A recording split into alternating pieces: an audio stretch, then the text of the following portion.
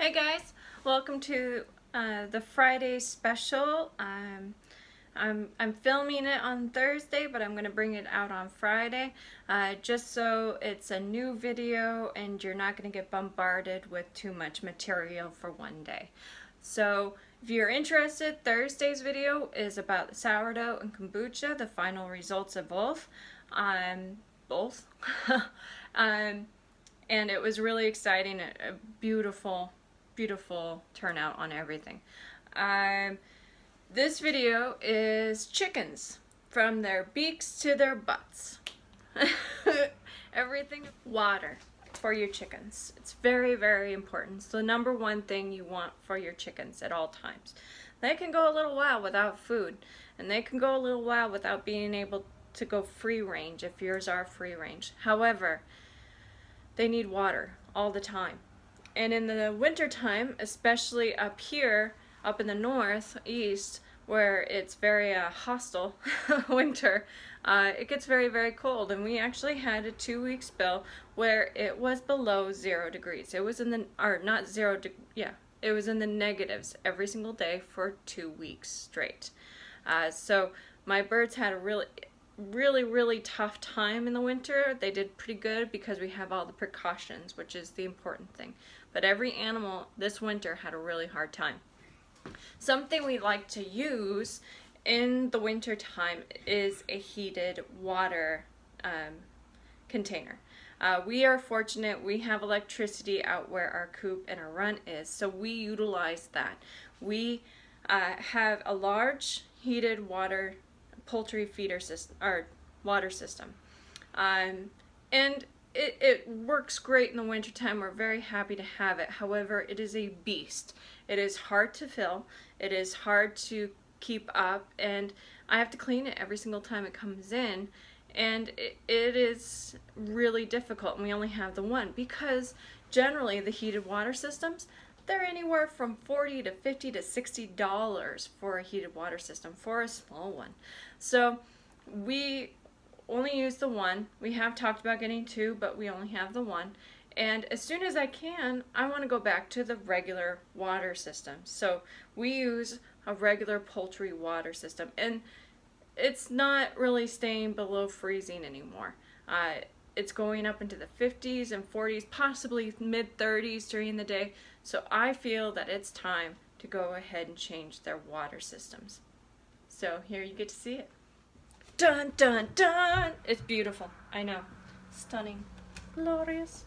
So it's very simple. We have 2 of these, which I would recommend.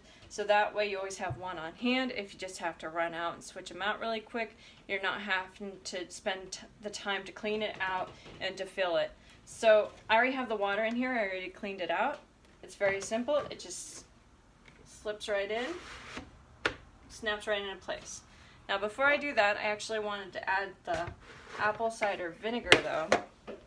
We use apple cider vinegar. Occasionally we'll put it in the girls' water. It just helps with their digestion. It helps keep them stable. So it's a good useful tip. Just like how we need to have products like that, filtered or fermented products or apple cider vinegar, our animals need it as well. So there is the girls' normal water. This is what we use in the spring, summer, and fall. And we have it on a rope. Really tough rope. It's cable rope. Mitch has tons of it from when he used to be a cable guy. So we use that, and it's a little low right now, but this weekend we're going to be cleaning out this area. So it's going to be a lot higher soon. We actually have a way of adjusting it. I'm just not going to stress myself about it. So there you go. Hi, ladies. Ready to go out to the garden?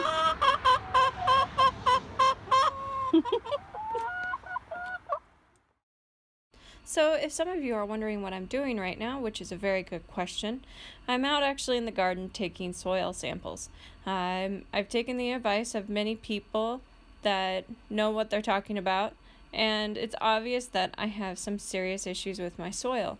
So UNH, it's the community college near us, they actually have a great agricultural department, and for $17, I can give them some soil samples. So what I'm doing is I am collecting it in different parts throughout my garden. They require 6 to 8 samples from the garden space.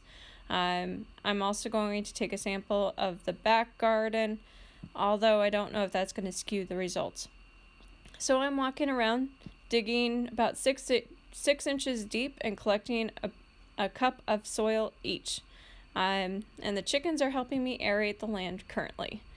You might be wondering why I'm not actually playing the sound at this moment. I live right next to a busy highway. You can barely hear what I'm saying. And I'm not really discussing what's going on because that footage was lost earlier. You guys something? If you're doing a garden this year, are you trying anything new? Anything different in your garden?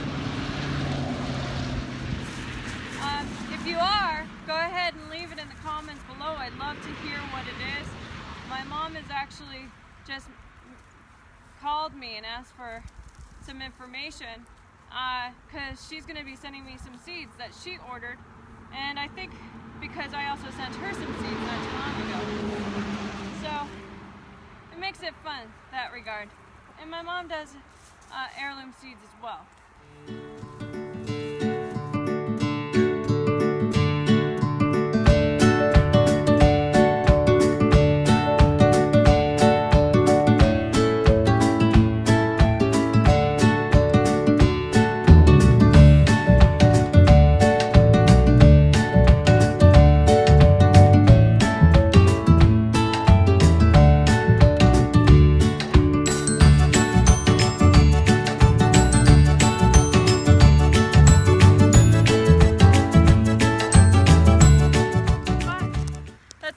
Cups of soil. I'm gonna go to the back pot and I'm gonna go and get that last one. Some of you may remember I said I was going to they're following me again. That I was going to bring some manure into the garden, and I talked to Mitch about that, what I was planning on doing for today, and doing the chicken coop also. And he made a good point. Well, for one, he said, chicken coop, wait for me on Sunday and I'll help you out with it, because that's a huge job. We have a small wheelbarrow, so it's a good 7-8 runs with a wheelbarrow to dump it. So it's a lot of back and forth, But something he mentioned about with, bringing the manure, the old manure, up onto the garden, I had to get the test results first. I had to go and take the samples. Probably wouldn't obscure anything if I did add manure now, but kind of have a bit of a roadblock. Our frost mound. That's still ice and snow underneath that dirt. So I'll go to the other side so you can see it. Now this is the path, the easiest, the most direct path, see? To the garden from the back of the property. And it'd be a little difficult and for me, more than likely I'd end up tripping or hurting my ankle some more, and so I'm gonna chip away at this a little tonight, try to get it spread out. We're supposed to get either a storm or a lot of cold rain tonight, so I want to help get rid of this as much as possible before then. So the last spot is right here. You guys might not see it, but there is like a prepared area right through here, like a raised bed sort of. Old tenants before we even came here, and we've been here for about 14 years. Yeah, 14 or so years. And the tenants before us actually made this, and I used it one year and I had really good success with it. And I'm going to see, I tell you, they follow me everywhere. Hi ladies. So I'm going to utilize it again, and I'm going to plant corn and melon and peas here this year, the Three Sisters. So My mom was telling me she's sending me a loofah gourd, which seems really, really cool. So I'll have to find a spot for that to go ahead and try. So, all right, I'm gonna take a last sample. So, yeah, my chickens are kind of doing it for me. You go, girls. Dig it up. So where they actually are is where the garden's gonna be. Or the mini plot, I should say, not really a garden.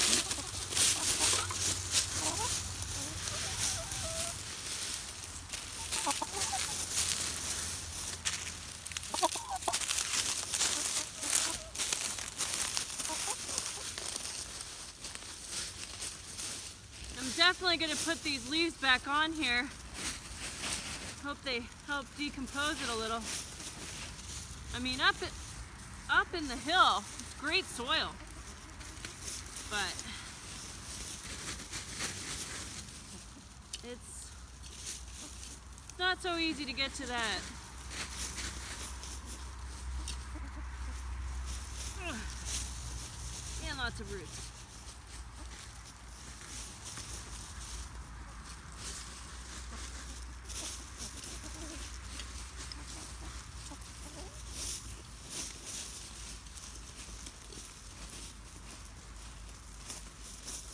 All right.